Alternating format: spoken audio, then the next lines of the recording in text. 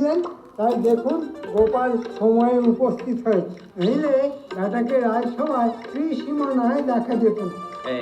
এই শুরু হলো মন্ত্রীর শয়তান। ভুল করছো মন্ত্রী। আমি বেশ কিছুদিন আগেই বলেছিলাম সভার সভাসদরা কে কিরকম কাজ করছে সে ব্যাপারে জিজ্ঞাসা করো। আর তার মধ্যে তুমিও পড়ো। আমি? হ্যাঁ, কেউ বাদ নেই, আমি নিজেও না। মহারাজ, কত কাজ আমাকে করতে হয় সে তো আপনি জানেন। থেকে থেকে রোগা হয়ে গেলাম। মহারাজ জিজ্ঞাসা করে লজ্জা দিচ্ছেন কেন? মন্ত্রী এত রোগা যে অনেক লোকের মাঝে চোখে পড়েন।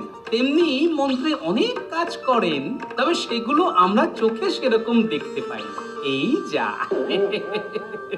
আহ, এখন বাক বিতণ্ডার সময় নয়। প্রজা পালনই হলো রাজধর্ম।